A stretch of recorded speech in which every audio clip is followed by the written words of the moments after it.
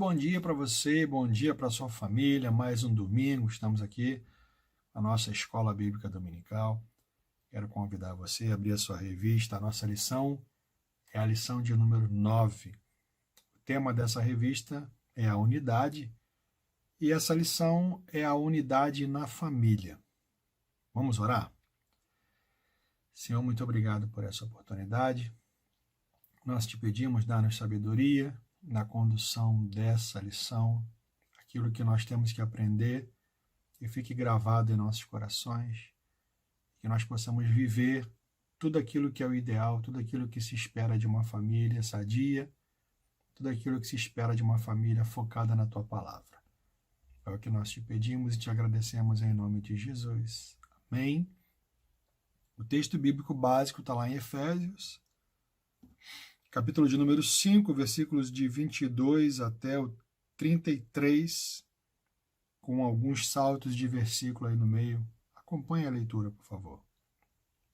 Vós, mulheres, sujeitai-vos ao vosso marido como ao Senhor, porque o marido é a cabeça da mulher, como também Cristo é a cabeça da igreja, sendo ele próprio o Salvador do corpo. Vós, maridos, amai vossa mulher, como também Cristo amou a igreja e a si mesmo se entregou por ela. Assim devem os maridos amar a sua própria mulher como a seu próprio corpo. Quem ama a sua mulher, ama-se a si mesmo. Por isso deixará o homem seu pai e sua mãe, e se unirá à sua mulher, e serão dois numa carne. Assim também vós, cada um em particular, ame a sua própria mulher como a si mesmo, e a mulher reverencie o marido. Agora em Efésios capítulo 6, versículo 1, diz o seguinte: Vós, filhos, sede obedientes a vossos pais no Senhor, porque isso é justo. O texto áureo diz o seguinte: Porém, eu e a minha casa serviremos ao Senhor. Está em Josué 24, 15, parte B do versículo. Como sempre, a nossa lição tem 3 objetivos. O primeiro, fazer com que ao final você entenda em que sentido a família é uma unidade de pensamento e propósito. Ao final você deve saber que há situações que levam uma família à divisão. E você deve compreender que cada membro da família tem responsabilidade na construção e manutenção do bem-estar de todos. A nossa palavra introdutória diz: cada um de nós tem diferentes experiências familiares. Cada casal tem um modo especial de criar seus filhos.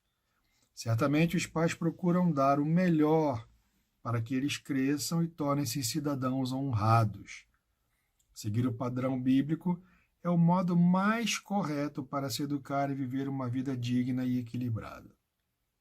É uma situação muito interessante. O padrão bíblico ele é um padrão que deve ser adotado. A Bíblia fala para você corrigir o seu filho com a vara. Hoje é uma raridade você ouvir isso. É óbvio que você não deve espancar o seu filho. É óbvio que você não deve lanhar o seu filho inteiro. Mas, por outro lado, você não encostar a mão no seu filho. O seu filho ter todas as vontades cumpridas. Você nunca dizer não para o seu filho. Eu quero dar uma notícia para você não muito boa. Você está criando alguém que provavelmente no futuro vai viver à margem da sociedade. O seu filho precisa sim de frustração. O seu filho precisa sim receber não. Ok? O seu filho tem que se preparar para os desafios da vida. Então não adianta você querer poupar o seu filho do sofrimento, se quando ele crescer, ele vai ter que passar por esse tipo de sofrimento. Eu quero aproveitar esse tópico para fazer uma pergunta. Você, pai, você, mãe, você tem dado a melhor educação para o seu filho? Que padrões você tem adotado? Quais são os parâmetros que você tem adotado para educar o seu filho, para ensinar o seu filho aquilo que é correto? Tome cuidado. No quadro que está na parte superior da página 72, está escrito o seguinte: as principais funções da família são relacionamento, reprodução, questões econômicas, educação, provisões e proteção, afeto. Ninguém vive sem o amor e o apoio de outras pessoas. As relações afetuosas começam no seio da família. Tome muito cuidado. Esta semana nós participamos de um treinamento online e o palestrante deixou muito claro isso. Ele contou o caso real de um homem de 24 anos que acabou se relacionando com uma menina de 12, 13 anos. E ele deixou muito claro nesse treinamento que a situação da menina era de uma carência afetuosa, sensação de pertencimento, valorização. O seu filho, a sua filha, ou até o seu marido e a sua esposa, eles têm essa sensação de pertencimento, de valor. Eles são importantes para você. Você deixa claro que o seu filho, a sua esposa, o seu marido, eles são importantes para você. Porque se você não dá atenção a ele, se você não dá atenção a ela, alguém pode dar. E isso é um problema. Eu não estou aqui buscando justificativas para erro, não estou buscando justificativas para adultério, não estou buscando justificativas para que uma pré-adolescente ou uma adolescente se envolva com um homem mais velho. O que eu estou dizendo são situações, são fatos verídicos, fatos que aconteceram e que acontecem. Então fique atento, tome muito cuidado. Item 1, fundamentos da unidade na família. A família é uma instituição criada por Deus desde a fundação da terra, quando o Senhor criou o homem. Atualmente a família está sendo alvo dos ataques do diabo mais do que em qualquer outro tempo. Ela é a célula máter da sociedade. Se as famílias se desestruturarem, por consequência, a sociedade sofrerá um caos. A estrutura da família tem por base o casamento, que deve ser realizado sobre os vínculos do amor. Muitos casamentos estão se desfazendo e, como consequência, a família se dispersando, porque são construídas sobre outros alicerces, como, por exemplo, interesses em bens materiais, fuga do controle dos pais, complexos de culpa, engano e outras conveniências. Irmãos, eu quero compartilhar com vocês uma informação muito interessante. A neurociência explica que para o nosso cérebro é muito difícil distinguir o que é real daquilo que é imaginário. E aquilo que aconteceu no seu passado, no nosso passado, se nós permitirmos, vai continuar nos assombrando no dia de hoje. Aquela situação difícil, aquela lembrança que você tem de infância, aquele trauma, aquilo que aconteceu com você, que deixou marcas profundas. Eu não estou aqui desvalorizando, eu não estou diminuindo, eu não estou desconsiderando a sua dor. Mas eu quero dizer para você, enquanto você ficar remoendo isso, enquanto você ficar trazendo isso à tona, é como se você vivesse tudo aquilo novamente hoje. A sensação é a mesma. E eu pergunto, você vai continuar permitindo que isso impeça que você caminhe, que isso impeça que você vá além? A dor de uma traição, ou um abuso, ou um abandono, ou a falta de carinho, a falta de afeto, a falta de abraço de um pai, de uma mãe. Você vai permitir que isso continue acontecendo? A neurociência também, diferentemente do que muitos de nós imaginam, nós imaginamos que as nossas lembranças elas são organizadas em uma linha horizontal, um acontecimento atrás do outro. Não. Isso é empilhado, é um em cima do outro. E quando você pega uma lembrança ruim do passado e você traz ela para cima, é o que eu acabei de falar.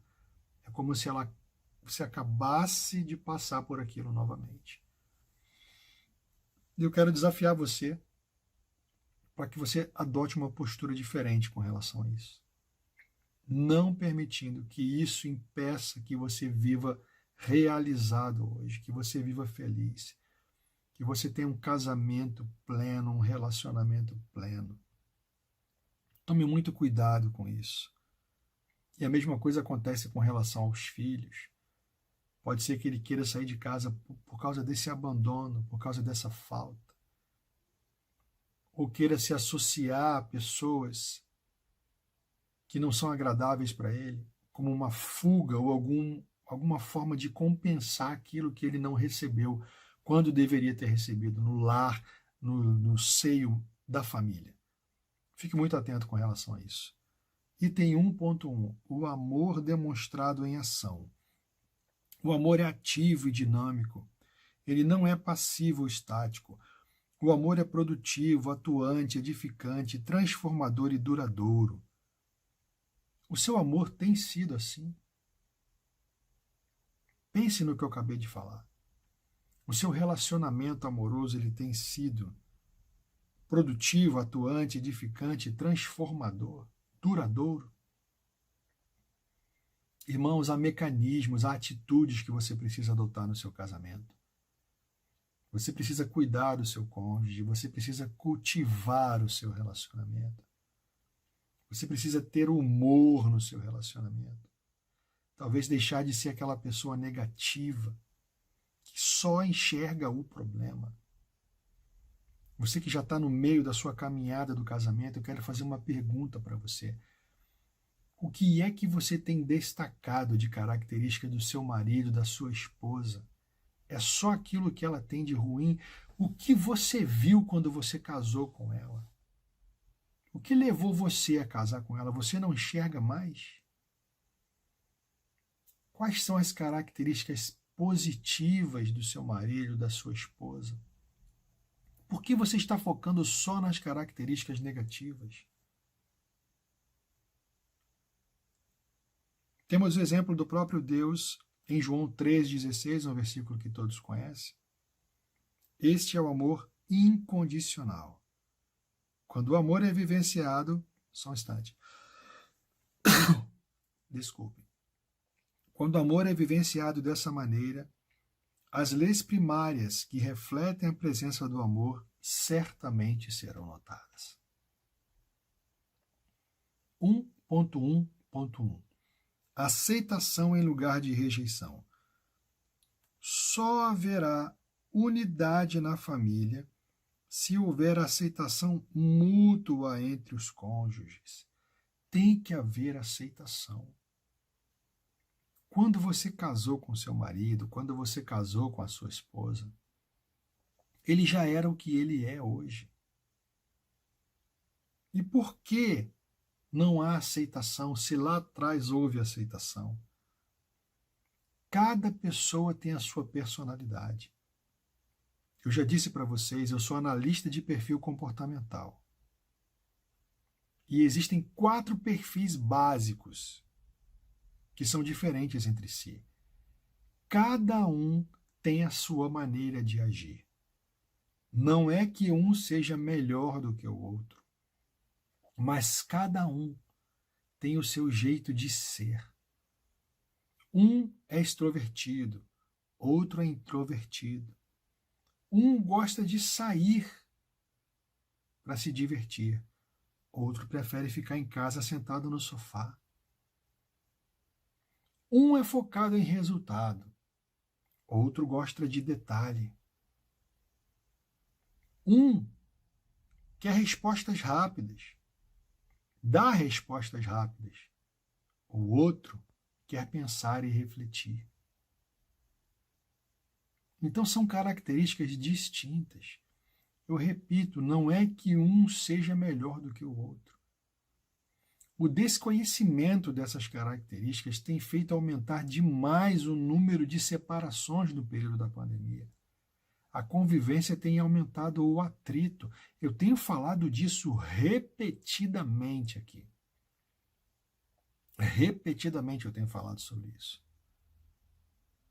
Você tem que se comunicar com as pessoas não como você gostaria de se comunicar ou que se comunicasse com você.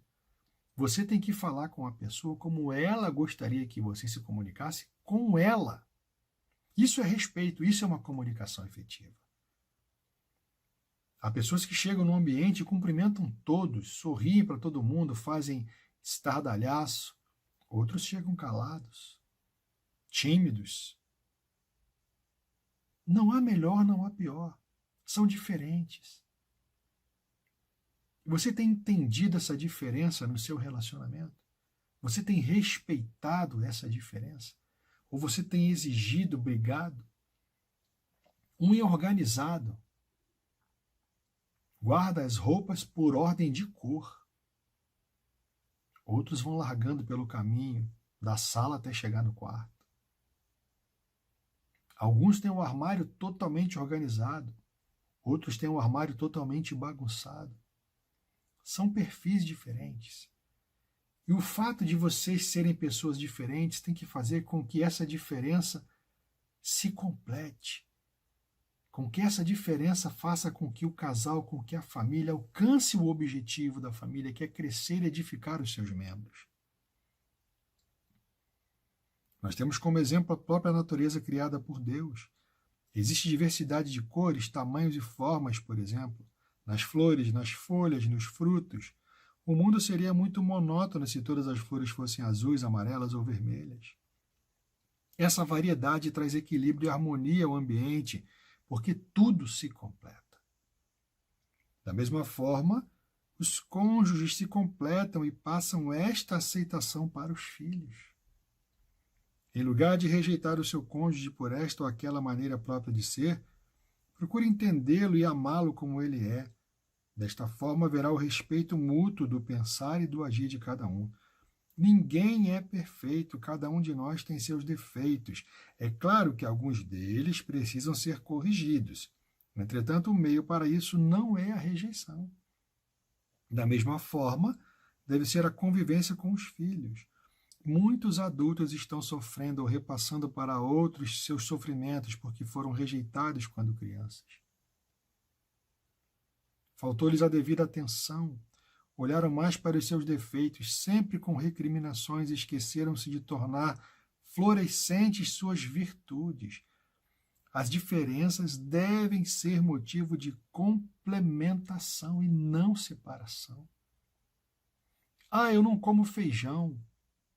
Eu não gosto de feijão. Então, na sua casa, ninguém mais vai comer feijão? Você não vai cozinhar feijão? Eu não como arroz. Ninguém na sua casa mais tem direito de comer arroz? Preste atenção nisso, você marido, você esposa.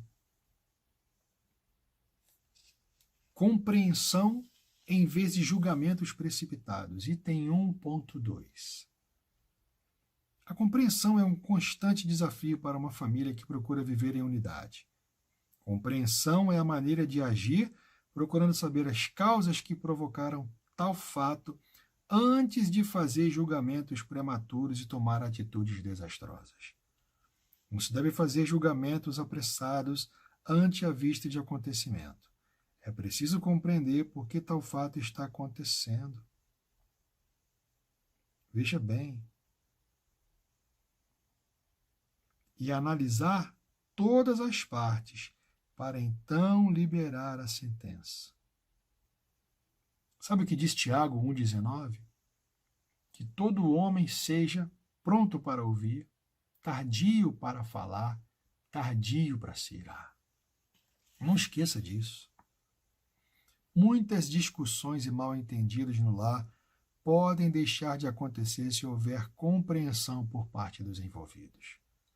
O mais importante da compreensão é que ela produz perdão, e o perdão passa a ser sinônimo de liberdade, pois quem é perdoado é liberto da culpa, da vergonha e do castigo. Participação em lugar de manipulação. Em uma equipe não existem perdedores e vitoriosos.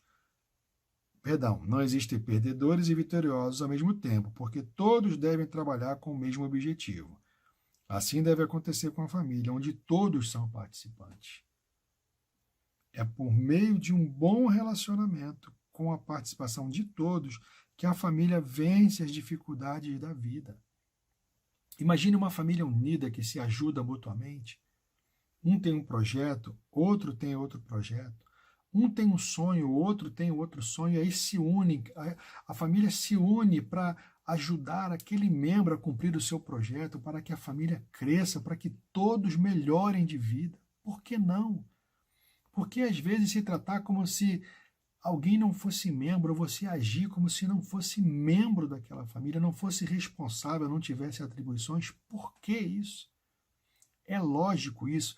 Essa família vai progredir, vai crescer? Dificilmente. Alguns problemas de comunicação. Reflita sobre os problemas de comunicação que podem ocorrer em família. Guerra de silêncio. O marido ou a esposa não fala o que pensa, não fala o que sente. Falando sozinho, um fala e os outros se calam. Aquela mensagem não é refletida, aquela mensagem não é debatida, questionada, aperfeiçoada. Dando sermão, quem comunica acha que está sempre certo. É sempre sermão? Quando você fala, é sempre um sermão? Falando em códigos, ninguém se comunica diretamente. Você tem se tornado especialista em parábola para sua família? Você fala em parábolas que ninguém entende, ou está mandando recado, está sendo indireto? Brigas infindáveis, só abrem a boca para discutir, não conversam mais, é só discussão, é só briga. É essa a realidade que você está vivendo? É essa a realidade que você quer viver? Não. É essa a realidade que Deus quer para a sua família? Não. A comunicação é como uma via de mão dupla.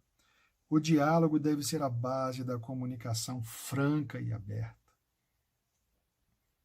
Os casais com os quais eu converso, eu digo sempre a mesma coisa. Conversem. Conversem muito. Conversem sempre. Diga o que pensa. Diga o que sente.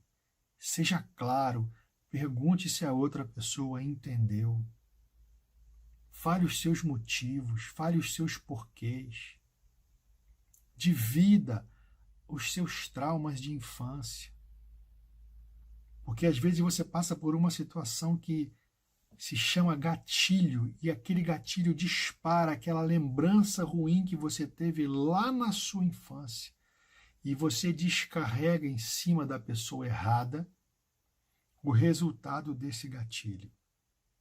E você é ríspido, você é áspero, você fere quem não deveria ser ferido.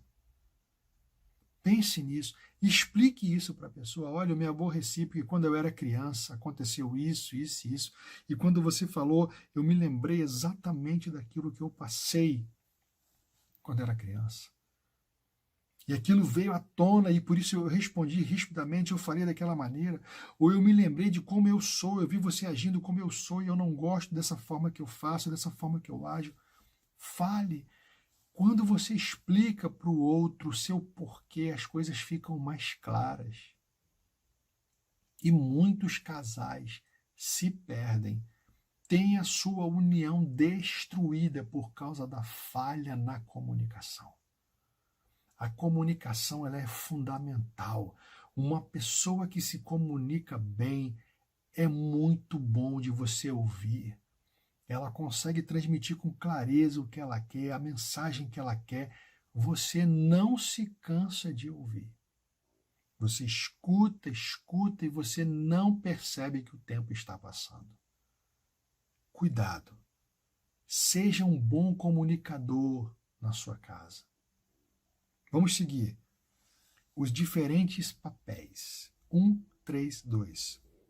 É certo que as pessoas exercem diversos papéis na sociedade. No entanto, no lar eles são mais determinados. Se cada um desempenhar o seu papel com eficácia, todos serão favorecidos. O homem, como pai, provedor, cabeça, é o responsável pelo bem-estar da família. A mãe é a ajudadora fiel e educadora exemplar. É responsável pelo equilíbrio emocional. Os filhos são participantes das tarefas do lar, sentindo-se úteis. Uma equipe não alcança a vitória pelo fato de um dos seus membros se destacar, mas sim pelo resultado do esforço de todos. Todos têm que se destacar. Todos têm que se empenhar. Há um vídeo muito interessante, eu vou ver se eu consigo colocar para vocês, um vídeo que mostra a estratégia adotada por uma equipe de ciclistas. Eu vou tentar colocar isso ao final da escola dominical.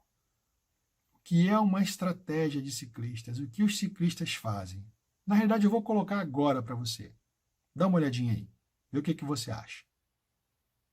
Neste momento, você está vendo, eles já estão na rodovia dos Bandeirantes, ligando Jundiaí a São Paulo. O pelotão já está formado. O pelotão é este grupo que os ciclistas formam para executar as estratégias da prova. E o Guilherme Roseguini foi pesquisar como funciona esse jogo de equipes. Parece simples. Largar, pedalar, chegar na frente. Cada um por si. Só que no ciclismo, as aparências enganam. Você só vê um atleta vencendo as provas, erguendo o troféu no pódio. Mas ele jamais chegaria ali sozinho. No meio desse amontoado, aparentemente caótico de bicicletas, existem equipes muito organizadas, que agrupam atletas de diferentes qualidades. Cada membro do time tem uma missão bem específica e crucial para cumprir. Se você tiver apenas 8 atletas, mas um não tiver a capacidade de se doar para o seu companheiro, você não consegue chegar em resultado nenhum dentro do ciclismo. No critério doação, ninguém bate os gregários. São justamente os ciclistas que se sacrificam em nome da equipe. Se um dos líderes estiver com sede, por exemplo, basta sacudir a garrafa, que os gregários seguem até o carro de apoio para buscar água. É uma doação completa e é muito bonito isso, porque você se entrega de corpo e alma. Outra função que exige muito desprendimento é a dos passistas. São os atletas que vão na frente do grupo, abrindo o caminho. O passista é mais ou menos o cara que movimenta o pelotão, né? É quem sempre está ditando o ritmo da prova. Eles também executam as fugas. Aqueles momentos em que alguns ciclistas se desgarram do pelotão e aceleram o passo. É uma tática para forçar o ritmo da competição, que consome muita energia do atleta. Desgaste maior, só o dos montanheiros. São os ciclistas que adoram fazer o que causa sofrimento em todos os outros, pedalar forte nas subidas. Para isso, é preciso ter um corpo específico e muito bem preparado. Ele tem que tá magro para poder ter menos peso e com isso uma maior potência para poder subir. Por fim, existem aqueles atletas que normalmente vemos disputando o título das provas, os velocistas. A função do velocista é definir a prova nos últimos 200 metros, né? Esses ciclistas passam a competição toda ali no meio do pelotão, protegidos pelos colegas. Só no finalzinho eles decolam, ultrapassando a barreira dos 60 km por hora. Mas, para que os velocistas possam acelerar tanto aqui na reta final, é preciso que todos os membros da equipe trabalhem intensamente e sigam uma tática muito precisa. O grande segredo está na forma como eles pedalam, quase sempre enfileirados. E nada disso ocorre por acaso. Na bicicleta, um ciclista gasta 80% de sua energia para vencer o vento. Por isso, as equipes deixam seus velocistas lá atrás, a fim de preservá-los. É simples. Quem vai na frente sofre mais para superar a resistência do ar e acaba criando um vácuo que facilita a vida de quem vem depois. É tanta diferença que quem pedala na última posição gasta 40% menos energia do que o corredor da frente. Isso se reflete nos corpos. O coração de quem está no primeiro posto trabalha a cerca de 180 batimentos por minuto. Lá atrás, o coração do último atleta segue em um ritmo bem mais lento, a 120 batimentos por minuto, porque o esforço dele é muito menor. Os passistas ali acabam se sacrificando pra gente, né? Pra embalar a gente pra chegada. A cada 300 ou 400 metros, os passistas da equipe trocam de posição para que exista um revezamento entre o ciclista que está na frente, sofrendo com o vento. É por causa desse revezamento que a equipe mantém um ritmo tão forte de pedaladas. Em uma hora de prova, um grupo de ciclistas pode se deslocar 8 km a mais do que um atleta sozinho. São 1000 cálculos por hora que a gente está fazendo em cima da bicicleta, estudando todas as possibilidades possíveis e tem que tomar a decisão no momento correto, na hora certa. Ou seja, os ciclistas precisam ser resistentes e inteligentes. Estratégia é fundamental. Eu equiparo como um jogo de xadrez, né? Se você mexe uma peça errada, você entra em checkmate literalmente.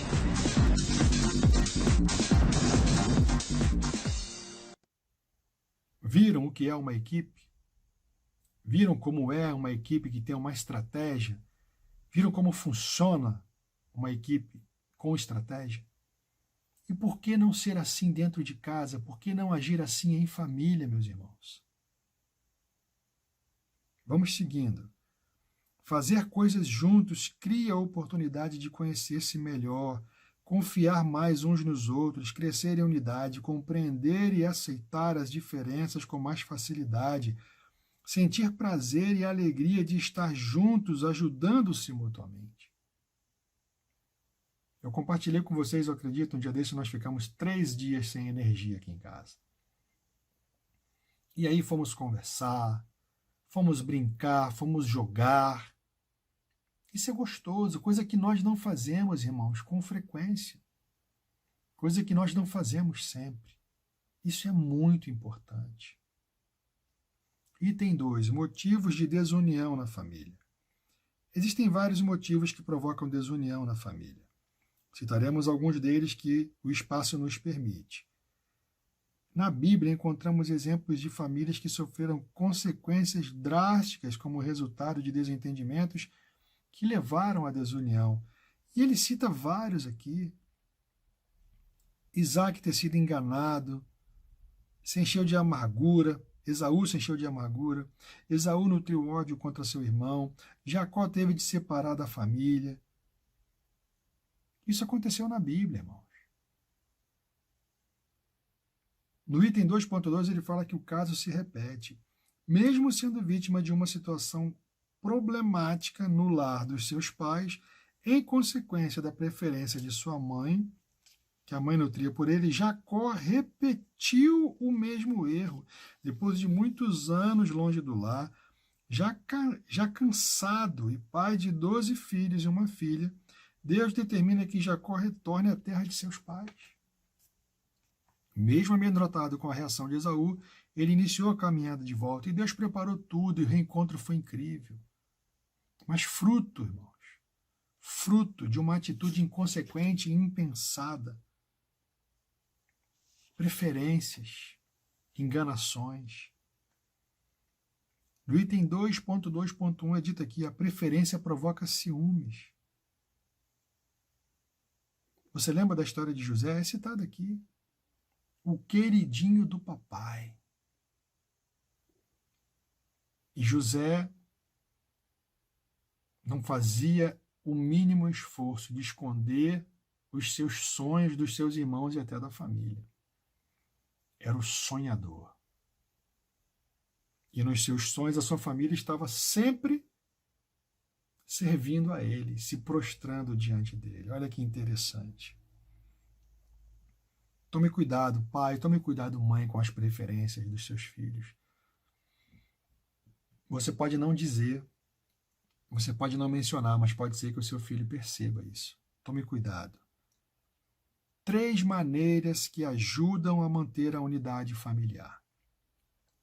Para se ter bom êxito em qualquer função que se execute, é preciso que se faça uma lista de prioridades. Do contrário, perde-se tempo com coisas supérfluas e deixa-se de fazer coisas importantes. Com a família não é diferente. Tome cuidado com isso. É urgente? A prioridade que você está dando é urgente? Será que você vai deixar sua família de lado para fazer isso que você tem que fazer? Tome cuidado, irmãos. Você vai deixar sempre a sua família de lado?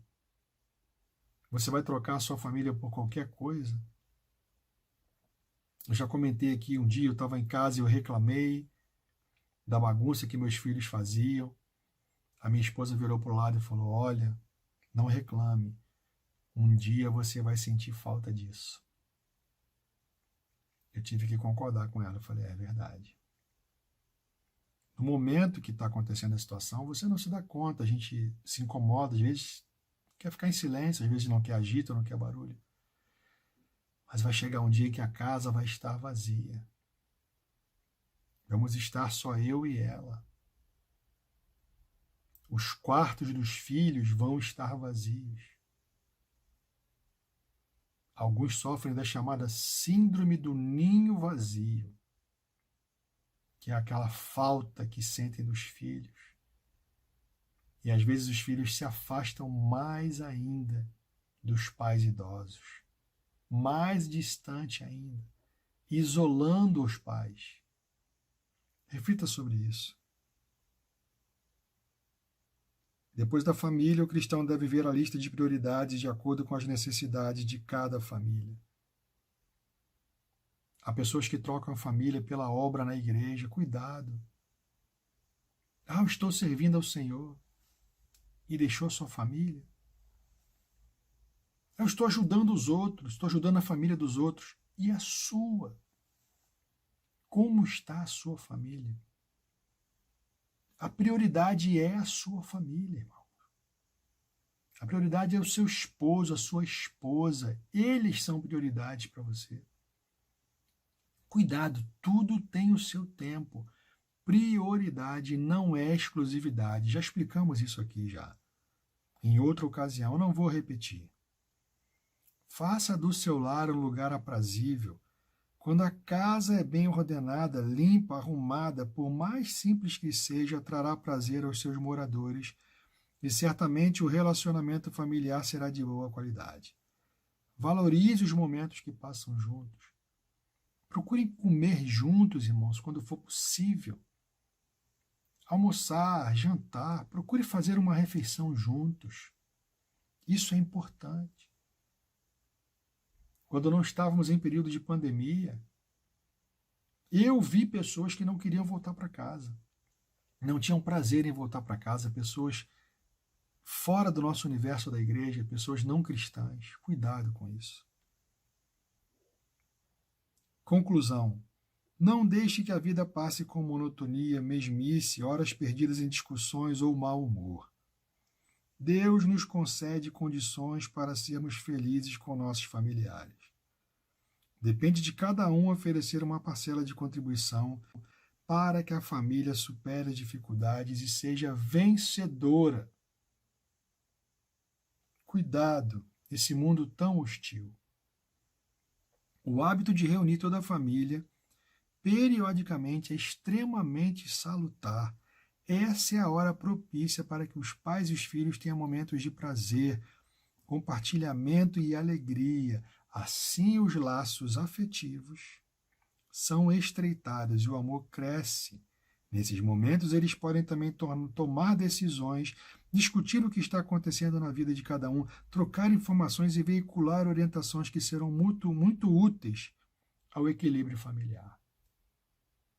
Irmãos, eu já disse para vocês no começo dessa escola bíblica dominical. Cuide com as lembranças. Se as suas lembranças não são boas da sua infância, tente criar lembranças e memórias boas e saudáveis nos seus filhos. Momentos agradáveis em família. Isso ele nunca vai esquecer.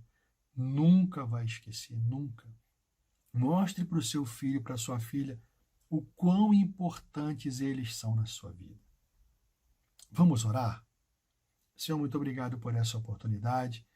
Nós te agradecemos por estar aqui nessa Escola Bíblica Dominical. Muito obrigado por tudo. Eu te peço pela vida de cada um que está nos assistindo.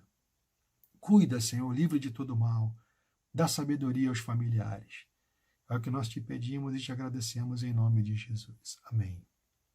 Eu quero deixar para você a recomendação de um filme para você assistir. O nome desse filme é A Prova de Fogo.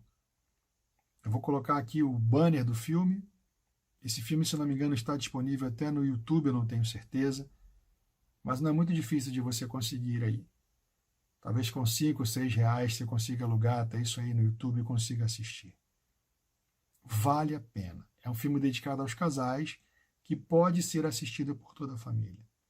Deus continue nos abençoando. Tenha um excelente resto de domingo. Preste o seu culto. Preste atenção na palavra. Medite. Que nós tenhamos uma excelente semana. Até o nosso próximo encontro. Fiquem com Deus.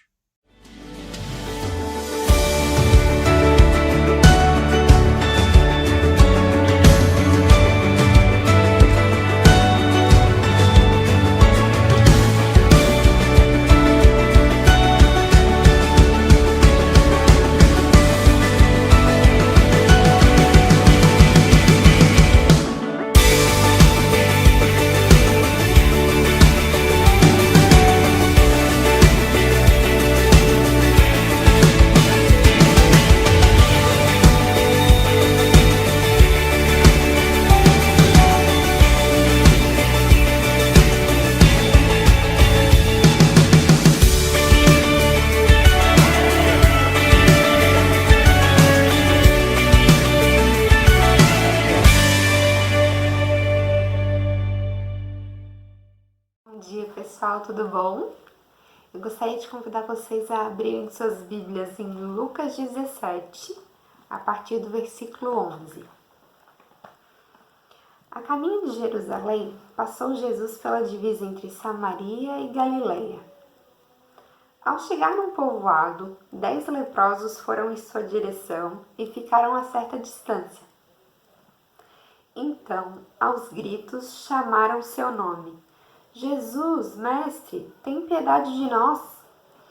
Ao vê-los, ordenou-lhes: ide e mostrai-vos aos sacerdotes. E aconteceu que, enquanto eles caminhavam, foram purificados. Um dos 10, observando que fora curado, retornou louvando a Deus em alta voz. E prostrando-se com o rosto em terra aos pés de Jesus, muito lhe agradeceu. E este era o samaritano. Então Jesus questionou: não foram purificados todos os 10? Onde se encontram os outros 9? Não se achou nenhum outro que voltasse para render glória a Deus, a não ser este estrangeiro? Então Jesus declarou-lhe: levanta-te e vai, a tua fé te salvou.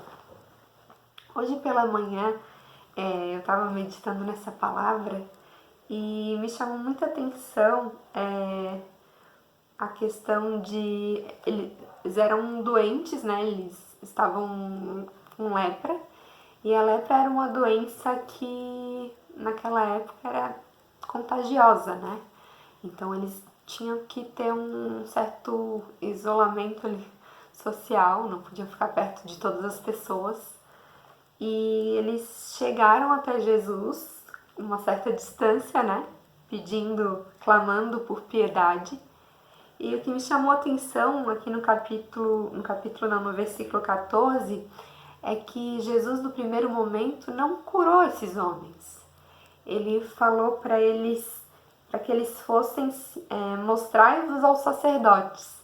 E naquela época, essa questão de se mostrar aos sacerdotes, eles faziam isso quando eles tinham, né, uma doença grave, assim, e que aquela pessoa tinha sido curada, né, eles iam até os sacerdotes para que eles atestassem, né, a cura. E Jesus, antes mesmo de curá-los, ele já falou para que eles fossem até os sacerdotes. E eu achei interessante essa obediência deles, né? Eles obedeceram ao pedido de Jesus e no caminho eles foram curados. E o que me chama a atenção é que em vários momentos na Bíblia isso acontece, né?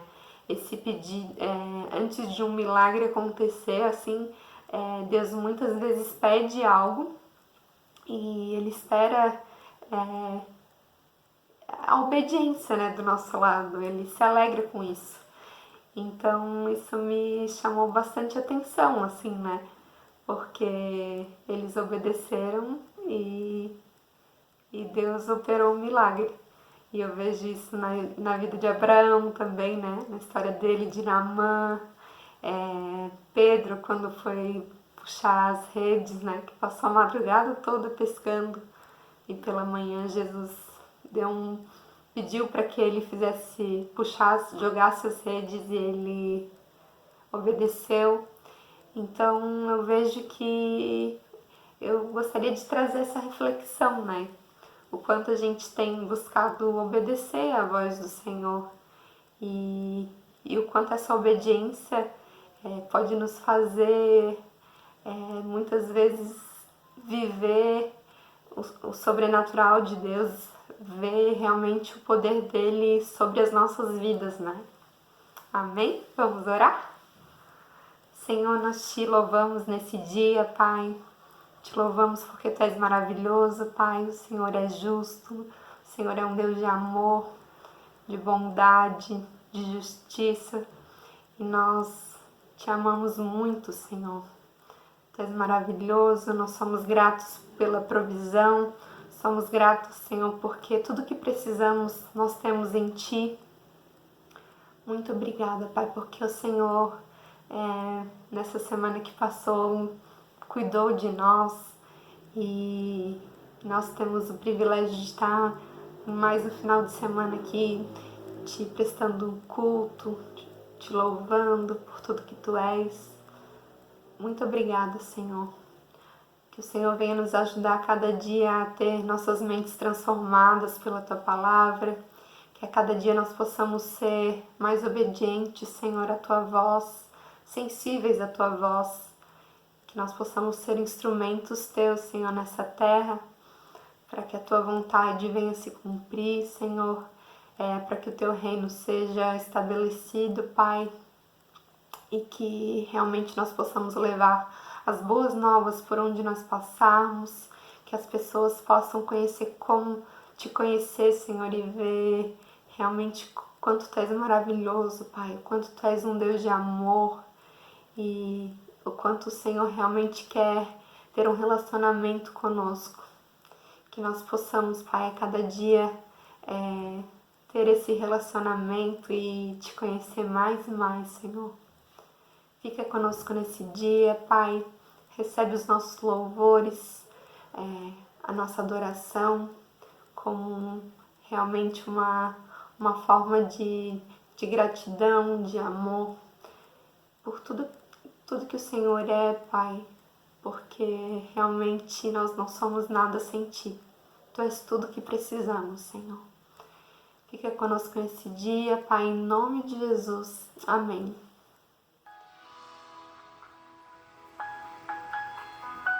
Vamos louvar o nome do Senhor, aquele que é digno de toda a honra e de todo louvor. Amém?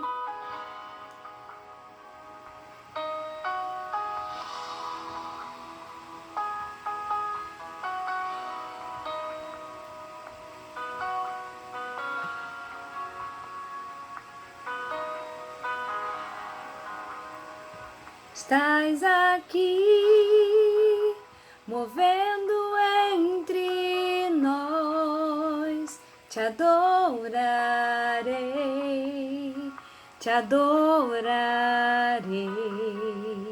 Estás aqui, mudando destinos, te adorarei, te adorarei. Estás aqui, operando milagres, te adorarei, te adorarei. Estás aqui, transformando nossas vidas, te adorarei, te adorarei. Meu Deus é Deus de milagres, Deus de promessas, caminho no deserto, luz na escuridão. Meu Deus, esse é quem tu és.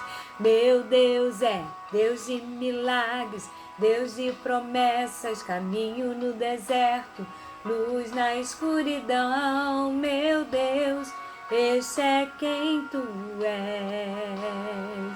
Estás aqui, tocando os corações, te adorarei, te adorarei. Estás aqui, curando multidões. Te adoramos, Senhor, te adorarei. Estás aqui, restaurando os corações. Te adorarei, te adorarei. Estás aqui, transformando histórias. Te adorarei, te adorarei. Meu Deus é Deus de milagres, Deus de promessas, caminho no deserto, luz na escuridão. Meu Deus, esse é quem tu és. Meu Deus é Deus de milagres, Deus de promessas, caminho no deserto, luz na escuridão, meu Deus, esse é quem tu és. Enxuga as lágrimas, restaura os corações, tu és a resposta, Jesus. Enxuga as lágrimas, restaura os corações, tu és a resposta, Jesus. Meu Deus é Deus de milagres, Deus de promessas, caminho no deserto, luz na escuridão, meu Deus. Aleluia! Meu Deus é Deus de milagres, Deus de promessas, caminho no deserto, luz na escuridão, meu Deus, esse é quem tu és. Deus de milagres, Deus de promessas, caminho no deserto, luz na escuridão, esse é quem tu és. Ele é Deus de milagres, Deus de promessas, caminho no deserto, luz na escuridão, meu Deus, esse é quem tu és. Aleluia! Aleluia! Louvado seja o nome do Senhor. Esse é quem tu és, é Deus de milagres, caminho no deserto, luz na escuridão. Louvado seja o nome do Senhor. Pai, nós te agradecemos, Deus, por esse dia de hoje, Pai. Te agradecemos, Deus, por nossas vidas, Pai. Por tudo que o Senhor tem nos dado, Deus amado. Pelo teu cuidado, Senhor, pelo teu amor, Deus. Ó Deus, nós só temos a te agradecer, Pai, por todos os teus feitos, Deus. Pelas curas, Deus, que o Senhor tem feito em nosso meio, Deus. Pelo sustento que o Senhor tem nos dado, Senhor, a cada dia, Senhor, das nossas vidas, Pai. Ó Pai, obrigado, Senhor. Obrigado pelo teu cuidado, Senhor. Obrigado porque o Senhor tem cuidado de cada um de nós, Deus amado. Nós nos rendemos neste momento a Ti, Deus, em louvor, em adoração, Senhor. Queremos Te adorar, Deus. Exaltar o Teu santo nome, Senhor amado, porque Tu és digno, Senhor amado. Digno, Senhor, de todo louvor, Pai. Digno de toda glória, Senhor amado. Eu Te adoro, Pai. Ao que está sentado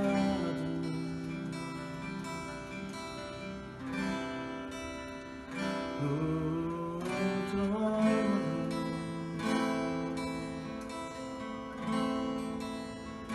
e ao Cordeiro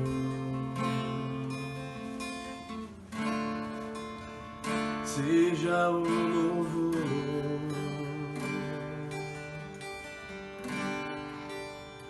seja a honra, seja a glória,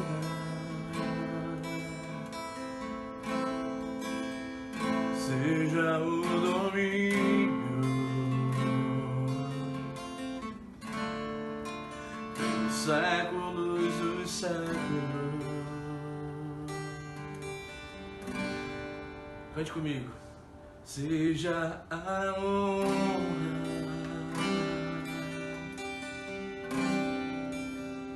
seja a glória,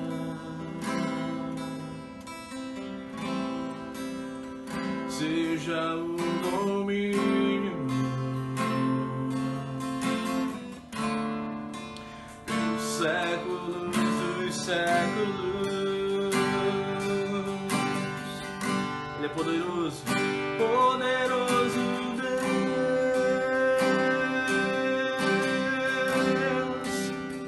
poderoso Deus,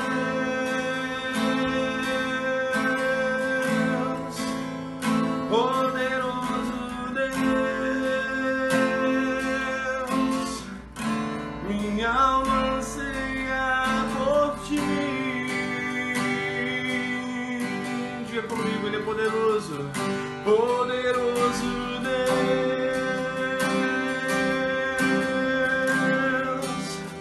poderoso Deus,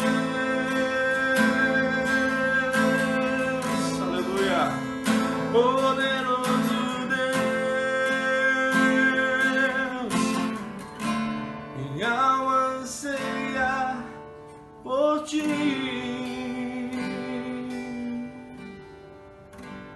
Ó Deus, o que temos nós para te dar, Deus? Ó Deus, ensina-nos a ser agradecidos a Ti, Senhor amado, por tudo que o Senhor tem feito por nós, Deus amado. Ensina-nos, Deus, a ter um coração, Deus, quebrantado e contrito, Senhor, na Tua presença, Deus. Ensina-nos a compreender, Deus, o Teu querer,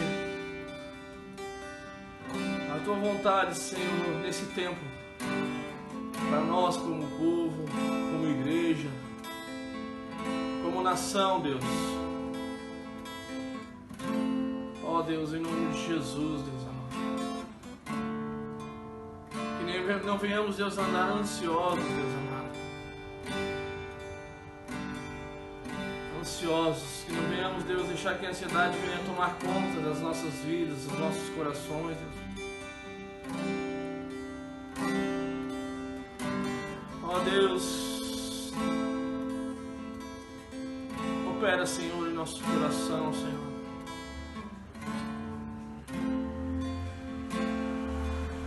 Na nossa mente, Deus, no nosso interior, Deus. Nos leva para perto de Ti, Deus. Leva-me além.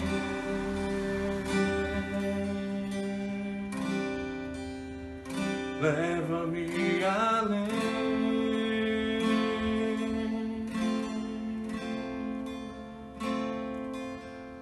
A um nível mais profundo de intimidade contigo, ó Senhor. Leva-me além.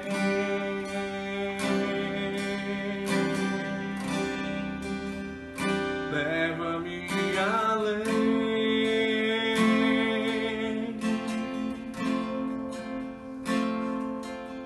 Que a minha vida flua mais da Tua unção,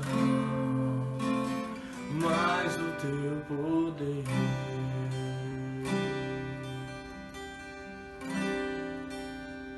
Leva-me além.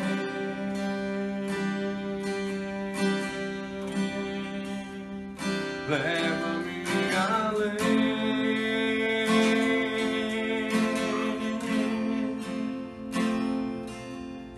A um nível mais profundo de intimidade contigo, ó Senhor. Leva-me além.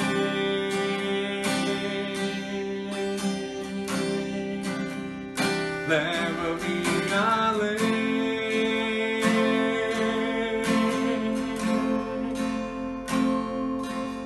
Que a minha vida flua mais da Tua unção,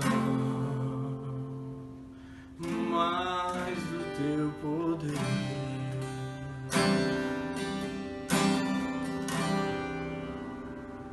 Louvado seja o Teu nome, Senhor.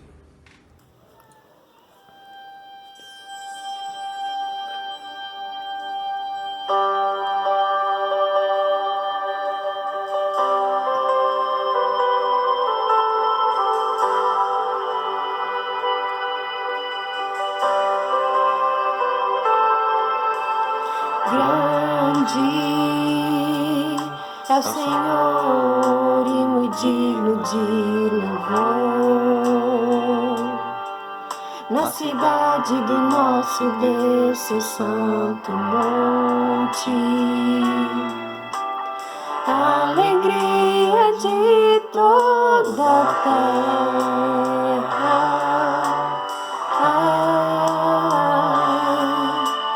Grande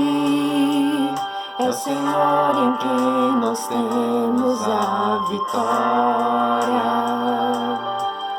e que nos ajuda contra o inimigo. Por isso diante dele nos prostramos.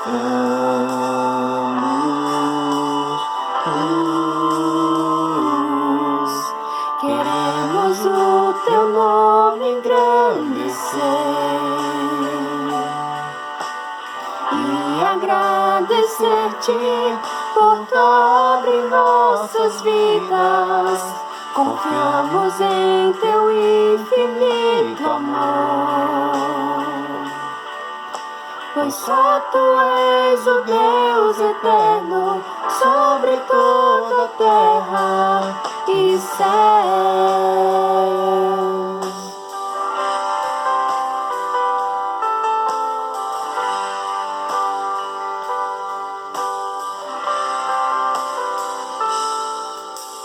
Grande é o Senhor e muito digno de louvor.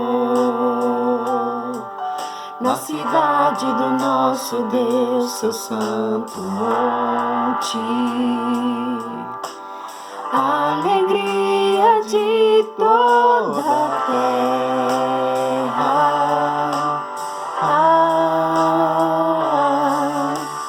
Grande é o Senhor em quem nós temos a vitória e que nos ajuda contra o inimigo. Por isso diante dele nos prostramos.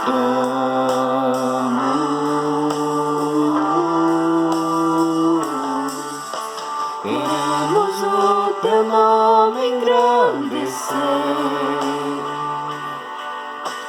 e agradecer-te por tua obra em nossas vidas. Confiamos em teu infinito amor, pois só tu és o Deus eterno sobre toda a terra e céus.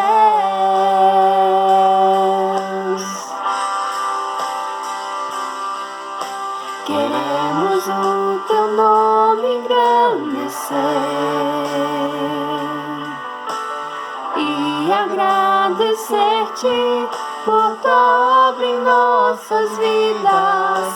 Confiamos em teu infinito amor, pois só tu és o Deus eterno sobre toda a terra e céus.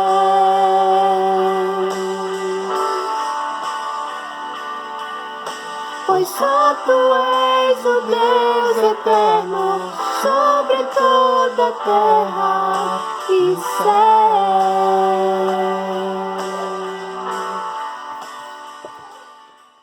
Graça e paz, família, povo de Deus, saudade, quanto tempo, né? Mas Deus sabe de todas as coisas e Ele tem cuidado de cada um de nós. Quantas bênçãos, quantas vitórias, quantas orações respondidas. Glorifique o nome dEle, porque Ele tem cuidado de cada um e de cada detalhe.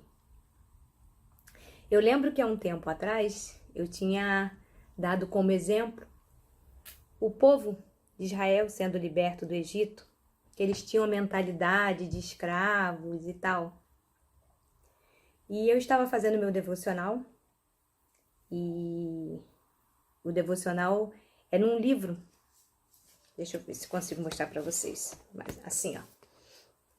Aqui vem o dia, a passagem que você tem que ler, e ele tem explicações. E uma coisa que me chamou a atenção, eu já tinha ouvido falar, mas quando você lê novamente, você fala, nossa! E às vezes você faz a mesma leitura, em épocas diferentes, em momentos diferentes, e Deus fala com você de várias formas, de formas diferentes. É por isso que a palavra do Senhor se renova a cada dia. E aqui estava dizendo assim, ó. Era para a caminhada do povo de Israel até a terra prometida durar apenas 11 dias. Era em torno de até 15 dias.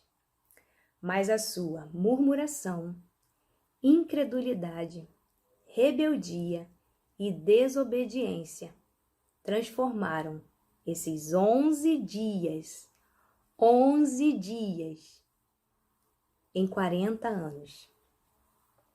E algo que me chamou a atenção, que eu quero fazer essa pergunta para você, que eu fiquei meditando, foi: será que você tem atrasado a promessa de Deus na sua vida? Vamos orar? Senhor Deus, te agradecemos, Pai. Te agradecemos, Deus, por esse dia, por essa manhã de domingo, Pai. Estamos aqui reunidos, Senhor, para prestar culto a Ti, para Te adorar, para Te glorificar, para exaltar o Teu santo nome, Pai.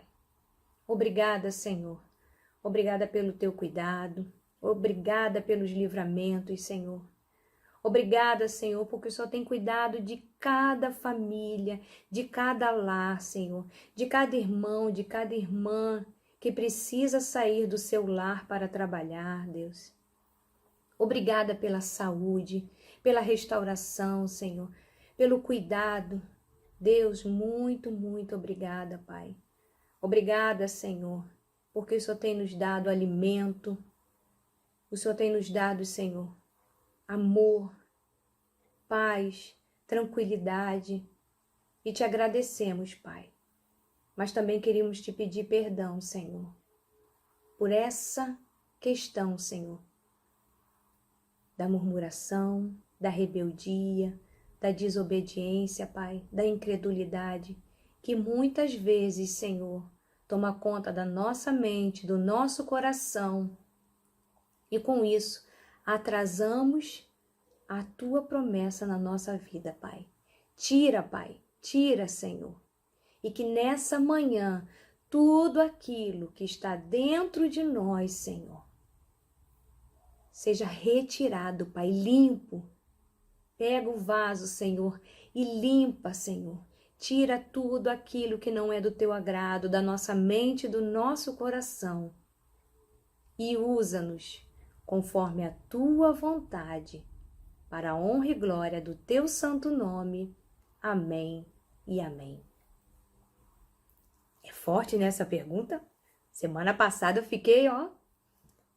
Você tem atrasado a promessa de Deus na sua vida? Abra no Salmo 119. Já pensou? Vamos ler? Salmo 119? Você sabia que esse salmo é a maneira de encarar os ensinamentos de Deus? Aqui na minha Bíblia diz assim como título: Excelência da Lei Divina. Salmo 119, versículo 1 e 2 diz assim: Como são felizes os que andam em caminhos irrepreensíveis, que vivem conforme a lei do Senhor. Como são felizes ou bem-aventurados os que obedecem aos seus estatutos e de todo o coração o buscam. E quando falam buscam, quer dizer, é uma sincera procura de uma revelação vinda diretamente de Deus. Eu falei, nossa, será que com as minhas palavras e com as minhas atitudes, e isso eu pergunto a cada um aí, será que as suas palavras e as suas atitudes glorificam a Deus, façam com que as promessas dele se cumpram na sua vida, ou você tem atrasado, você tem paralisado? Ao invés de chegar em 11 dias, você tem levado anos rodando. O poder da palavra. Aqui, ó, o conhecimento da palavra de Deus nos ajuda a andarmos nos caminhos do Senhor e fazermos a sua vontade. A sua vontade. E a Bíblia tem exemplos, tem ótimos exemplos. Ela narra várias histórias lindas e histórias de um Deus que ama o seu povo.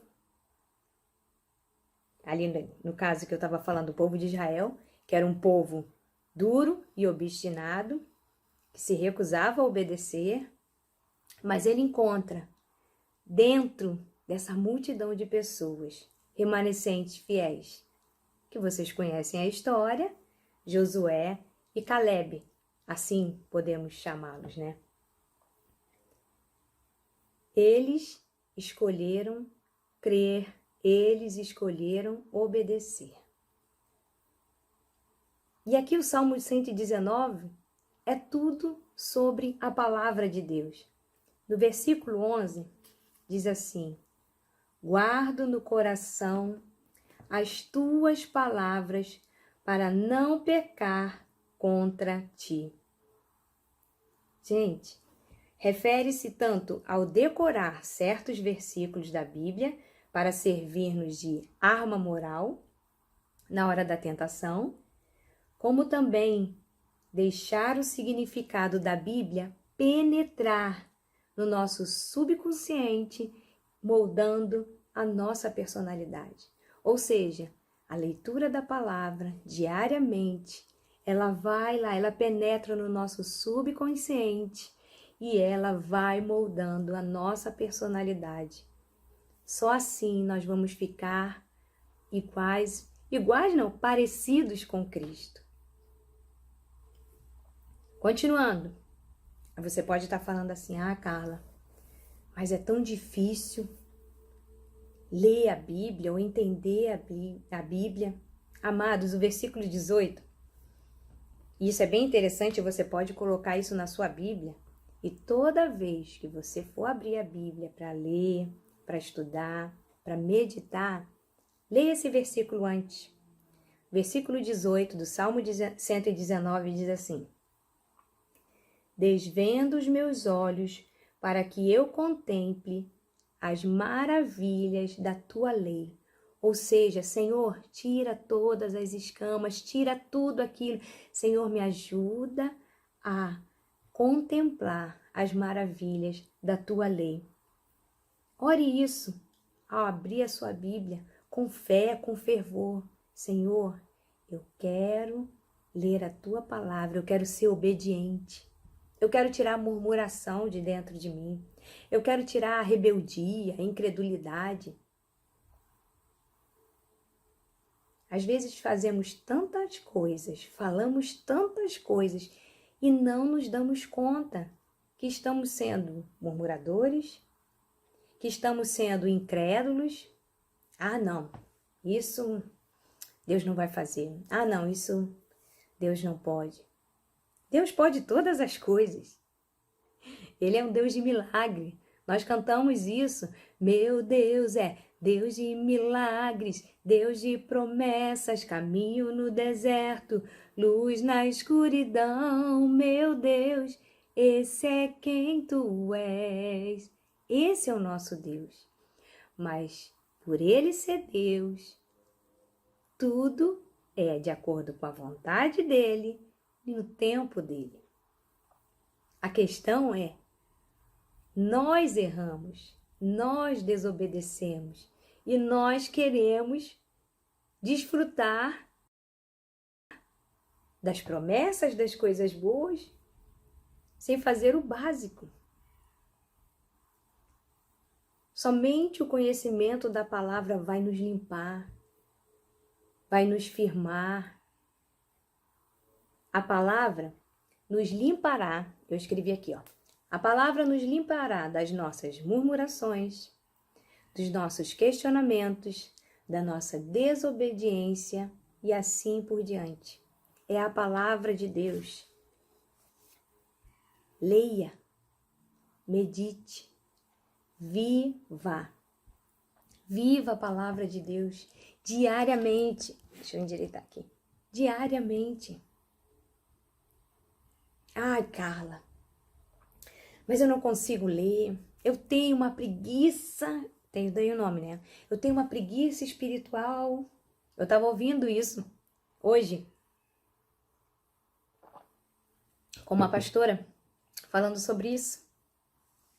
E sabe como a gente vence a preguiça espiritual? E quando ela falou, yes, é exatamente isso. Atitude, disciplina, escolha. Ai, mas eu fico esperando, sabe? Eu tenho uma vontade assim de ler. Espere ter vontade não, irmão. Espere ter vontade não, irmã. Leia, ore, louve. Não precisa ter vontade não. Aliás, raramente você vai ter vontade, porque o inimigo vai fazer de tudo para preencher o teu dia, os teus horários, a tua vida de tal forma que você não consiga parar para ler a palavra de Deus, para aprender, para estudar, para deixar essa palavra te transformar, ficar ali dentro, sabe? Quando aquela coisa fica remoendo, e tu fala, nossa, quantas vezes eu li isso e eu nunca me dei conta que Deus está falando dessa forma, que Deus está falando isso. Quantas vidas podem ser transformadas através da tua, porque você está enraizado na palavra de Deus. Eu sei que eu tenho falado ultimamente muito disso, mas é algo que Deus tem colocado dentro de mim. Nós temos lá o devocional com as mulheres, nós já estamos no 3º livro. E em todos os vídeos que eu gravo antes do livro, eu deixo bem claro que aquilo ali, o livro, é só um bônus, um plus. Que a nossa vida diária de leitura da palavra, de intimidade com Deus, é de cada uma. É de cada um. A salvação não é coletiva.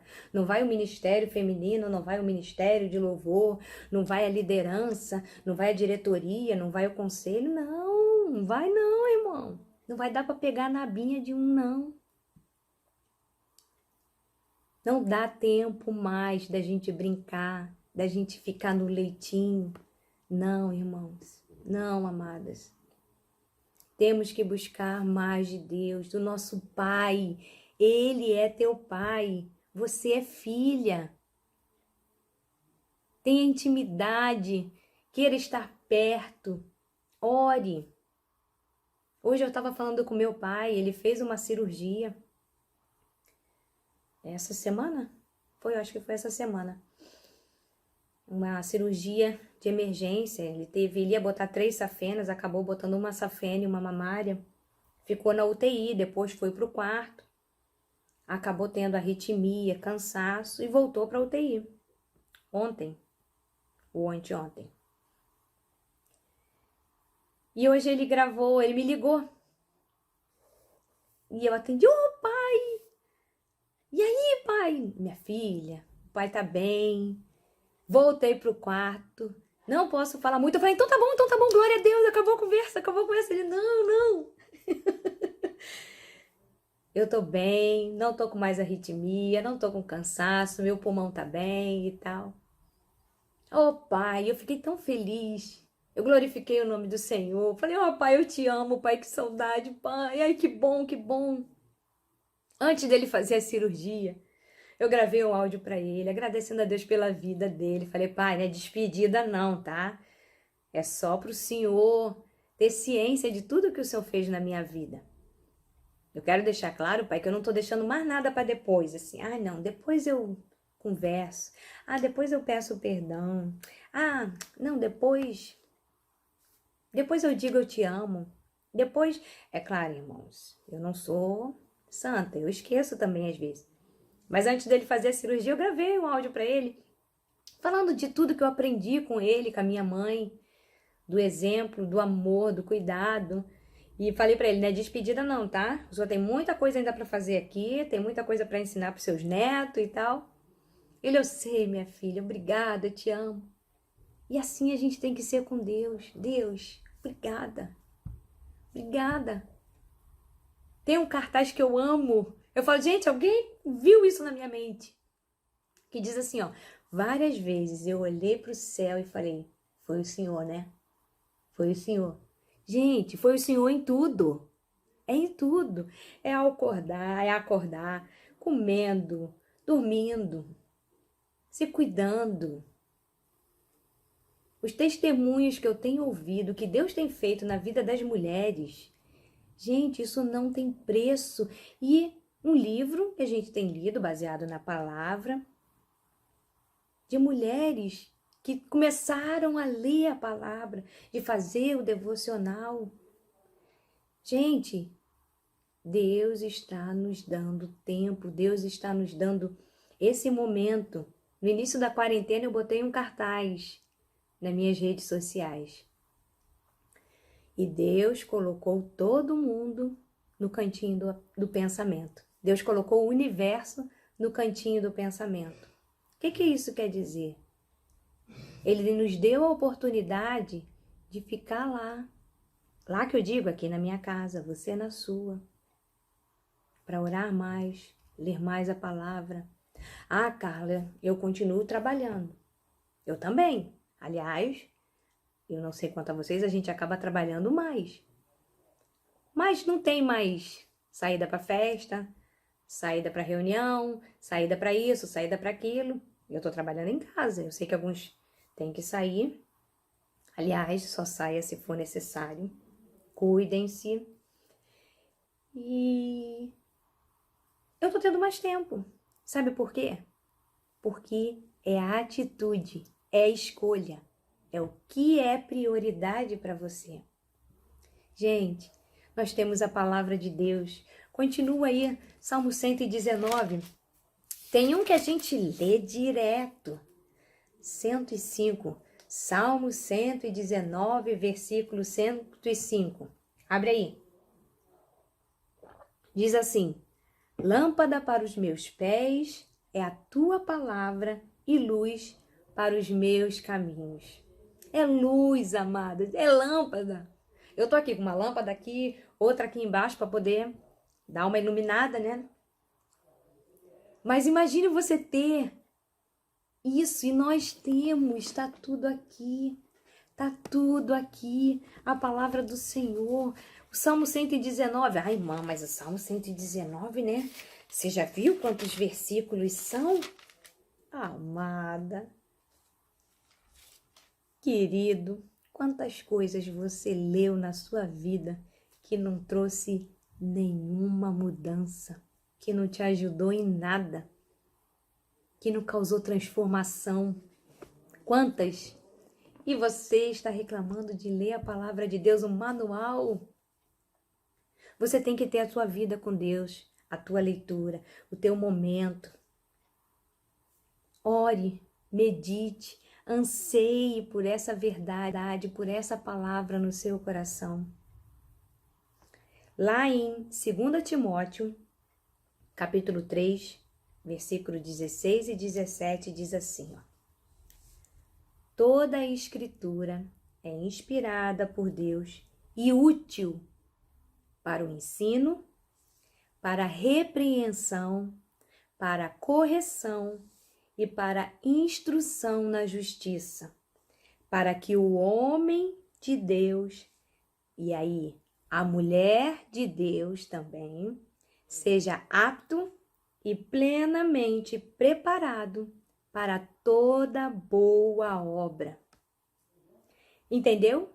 Ensino, repreensão, correção, instrução na justiça, para você, homem, mulher de Deus, estar apto e plenamente preparado para toda boa obra.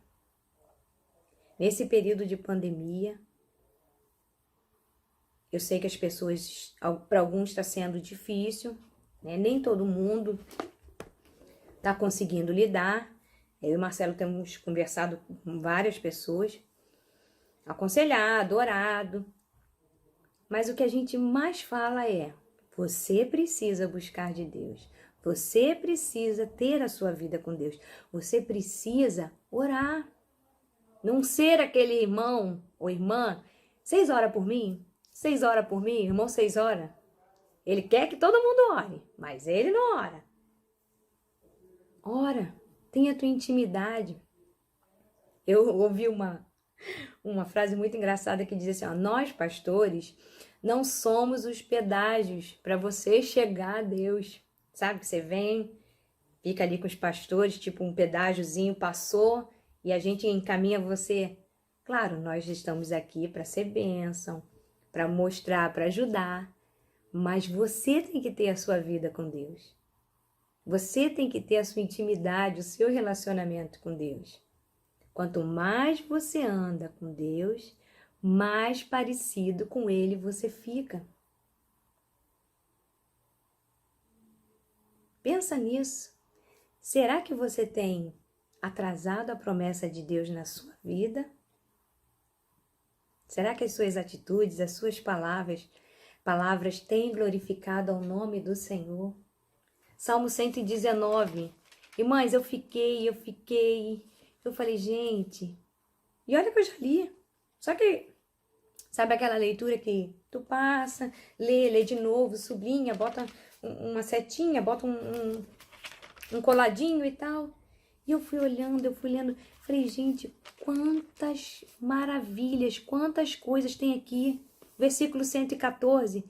Tu és o meu refúgio, o meu escudo, na tua palavra eu espero. Será que você pode falar isso?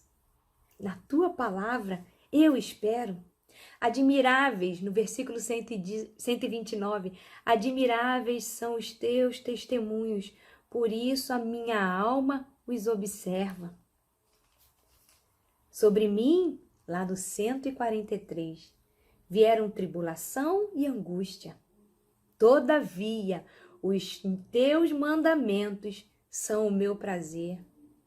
Pode vir angústia, pode vir tribulação, mas você está firmado na palavra e vai ter prazer nisso.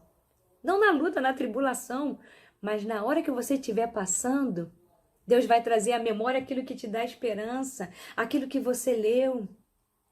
Um ao outro ajudou, seu irmão disse, ser forte. Não temas porque eu sou contigo. Não te assombres porque eu sou o teu Deus. Gente, Deus vai falando, Deus vai trazendo. Grande paz tem os que amam a tua lei. Para eles não há tropeço. Está lá no versículo 165. E assim vai. Tenha a sua vida pautada na palavra de Deus. Deus nos deu esse tempo. Pense nisso.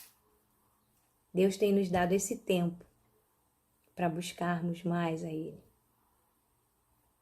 Para pegarmos a paternidade e falar, Pai, eu sou tua filha, eu sou teu filho. Obrigada, obrigada. Tenha um coração grato. Pare de reclamar. Pare de murmurar. Lembra lá do povo. De 11 dias, até 15 dias, vamos dar um desconto. De 15 dias, eles levaram 40 anos. Deus tem planos tremendos na tua vida.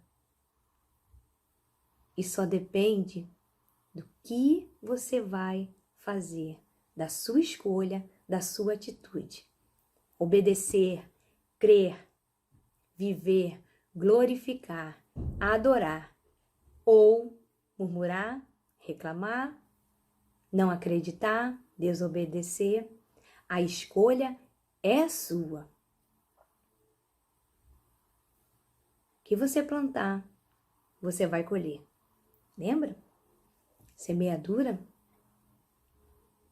Amados, amadas, Deus ama muito, muito, muito a mim e a você. e tem nos dado muitas oportunidades.